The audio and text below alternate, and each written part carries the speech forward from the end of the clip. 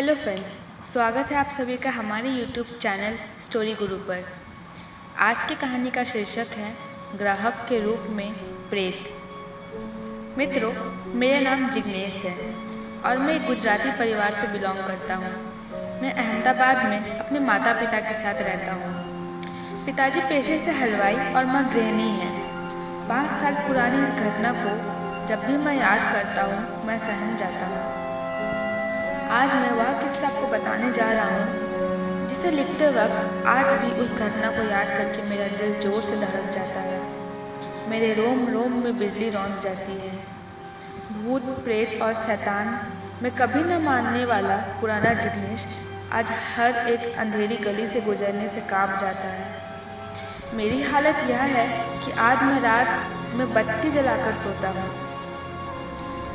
मेरे पिताजी सख्त स्वभाव के इंसान थे। 12वीं कक्षा के इम्तिहान में मेरी नाकामी के बाद मेरे पिताजी के सब्र का बांध टूट गया और उन्होंने मुझे मार पीट कर घर से निकाल दिया। मैं अहमदाबाद से राजकोट भाग आया, जहाँ एक दोस्त ने मुझे रहने का सहारा दिया। पर काम कौन देता? एक 12वीं कक्षा फेल स्टूडेंट को नौकरी ना मिली तो मैंने हिम्मत नहीं हारी और अपने पिता का व्यवसाय हलवाई और नाश्ता बेचने का काम को अपना लिया। राजकोट में गोल्डन रोड पर फुटपाथ पर मैंने गठिया, पूरी सब्जी का ठेला लगाना शुरू कर दिया। यह हर तरह का खाना नाश्ता बनाना मुझे मेरे पिताजी से सीखा हुआ था। सब कुछ आता था, पर पता नहीं क्यों मेरा काम नहीं चल रहा था। दिन भर में एक या 2 ही ग्राहक आते थे और सारा पका पकाया खाना मुझे फेंकना पड़ता था। गोल्डन रोड पर मैं जहाँ ठेला लगाता था वह एक व्यस्त जगह थी। मेरे सामने खड़े हर एक ठेले पर भीड़ होती थी, पर मेरा ही काम ठप था।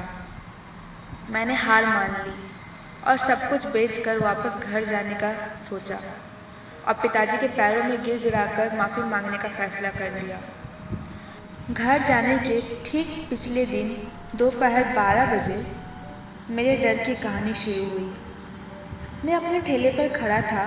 आसपास ज़्यादा भीड़ नहीं थी। मैं पास ही दीवार पर जाकर अपने बोतल की पानी फेंकने लगा।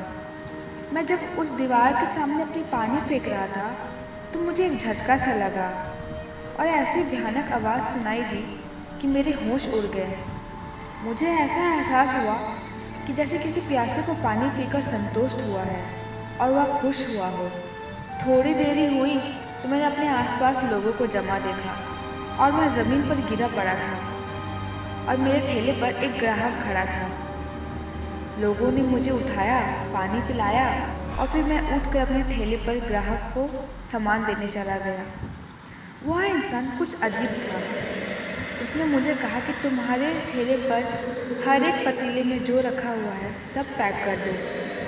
सामान बांधने से पहले ही उसने पैसे धरा दिए। मेरी खुशी का ठिकाना नहीं था।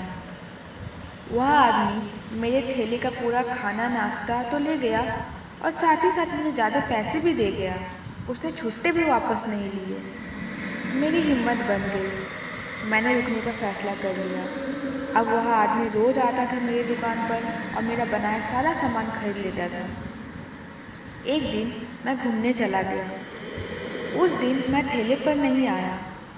अगले दिन जब मैं ठेला लेकर काम पर पहुंचा तो वह आदमी मेरे सामने आकर खड़ा हुआ और मुझे अपनी लाल लाल खूनी भरी आंखों से गुस्से से घूरने लगा और मुझसे सिर्फ इतना बोला, मैंने तुम्हारी तकलीफ में तुम्हारा सहारा दिया और तुमने इसका बदला मुझे कल भूखा रख कर चुकाया।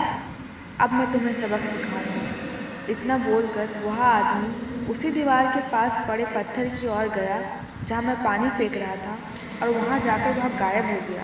उसकी धमकी और उसका गायब हो जाना देख मेरे पसीने छूट गए और उसी क्षण मैं अपना ठेला छोड़कर अहमदाबाद से भाग गया। पिताजी से माफ़ी मांगी और अब पिताजी के कामकाज में हाथ बटा रहा हूँ। अब मैं राजकोट शहर जाना तो दूर, उसका नक्शा भी नहीं देखना चाहता हूँ। हर पल यही डर सताता है कि वह रहस्यमय प्रेत इंसान मुझसे किस प्रकार का बदला लेगा। तो दोस्तों, ये थी आज की हमारी कहानी।